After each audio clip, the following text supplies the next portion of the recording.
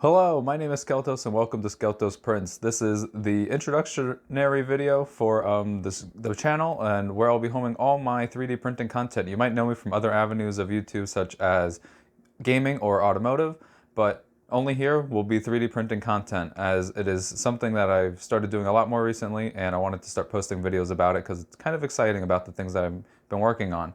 But in today's video, we'll be doing a setup tour about the printer and all the software I'll be using on the computer to help me with the printer and getting things done. So let's get into it. I figured it was only fit to start with what I'm calling the printing bench or the workbench. I will use those terms interchangeably about it, but we'll work from right to left because this is the cool stuff and this is the blast stuff. But everything on the bench is important and some of the stuff underneath is even important. But we're going to start here with the printer. I use a Creality Ender 3 Max. So the Max has a 300 by 300 print bed with up to 340 millimeters of print height. Everything with the printers is in millimeters. It's pretty bare bones still, doesn't have a lot to it. The only thing I've upgraded is this extruder here. I don't remember what it is, but it'll be down in the description. But this is a nice extruder, and I've, of course, it's probably basic maintenance, I've replaced the nozzle because it got extremely clogged. And something that I haven't fixed yet, my buddy Don, when he sees this, will laugh at me. I have not fixed my runout sensor yet. It's just, it doesn't level out with the extruder properly, so I need to sprint some spaces for it.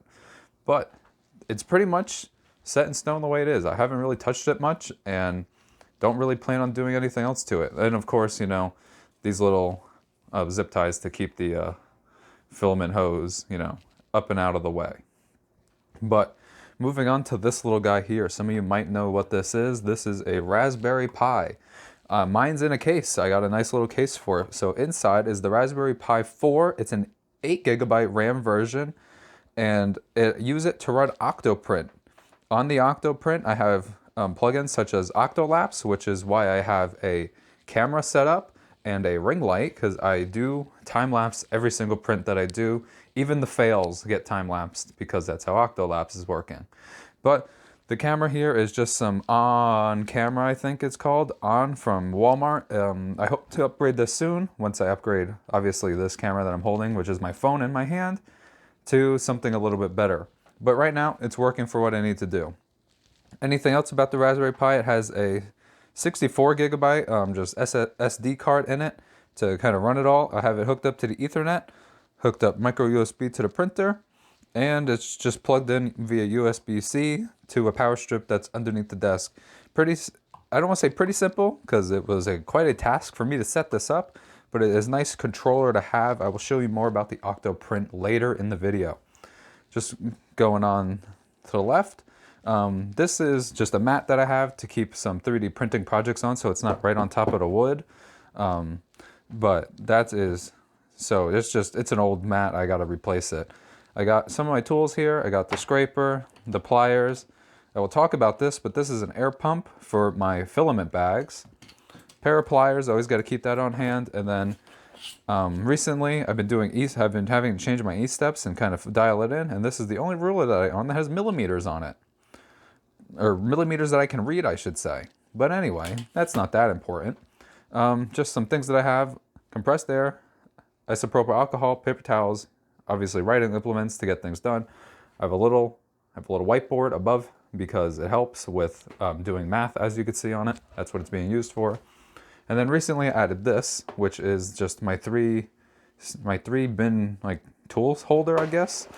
In the top, I hold some gloves and my caliper and my Dremel and all its bits and pieces. The Dremel, I believe, is, it's a Dremel. I don't remember which one it is, but it'll be down in the description for what I use. Everything that I show you in the video will be down in the description. I'll even probably put a link for the printer and the Pi. I'll put everything I can and fit in the description for all the equipment that I'm using. Second drawer, a bunch of screwdrivers, markers, blades and whatnot, a bunch of more tools. And then bottom is just a miscellaneous drawer where I hold, my glues. This is the glue I use a lot on a lot of my prints. I like this stuff, I stand by this stuff. And just some other random nonsense.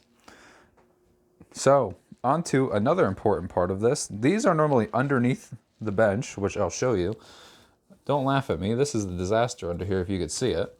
But the bins just sit right here, and then the rest of the stuff is just other nonsense that I have that obviously fit underneath there to get it out of the way.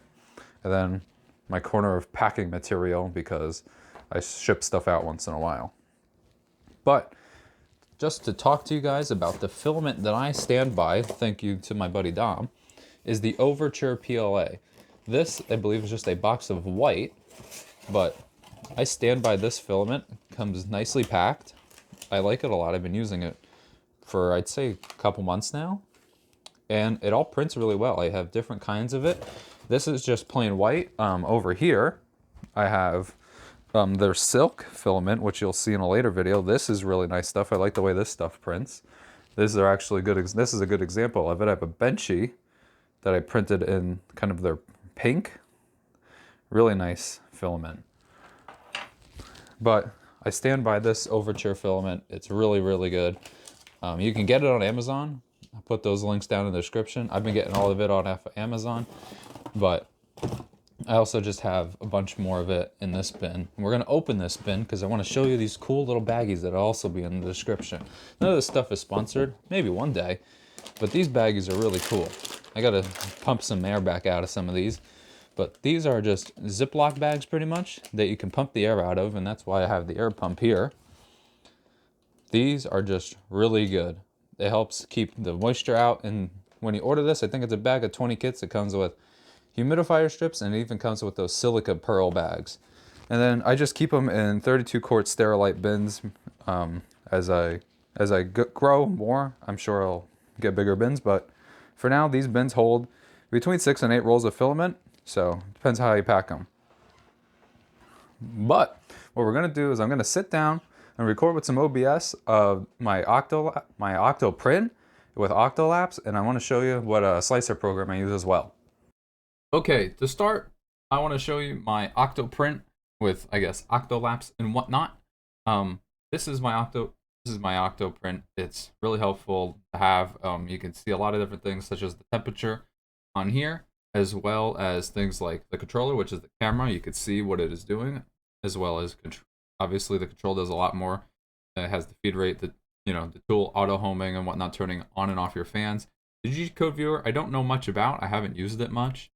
Terminal, this is my understanding, just seeing the code go through. It's cool to watch this sometimes, how fast it goes and how much it's thinking.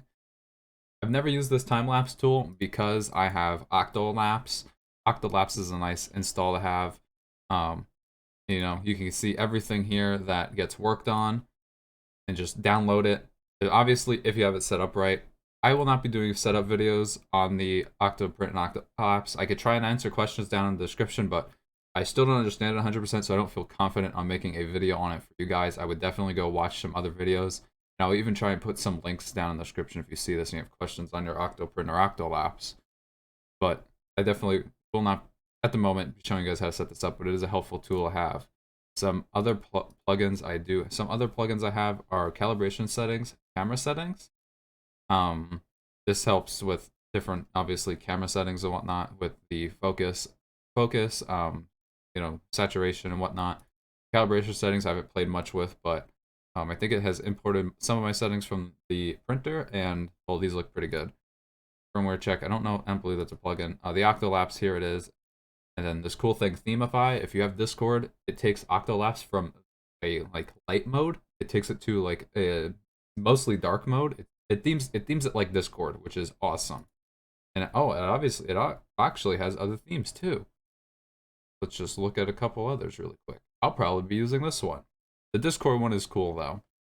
But that is the Octo print and the Octolapse tools and whatnot that I have been using. Maybe I won't be using this one. Anyway, I'm gonna move on and I'm gonna show you my slicer next.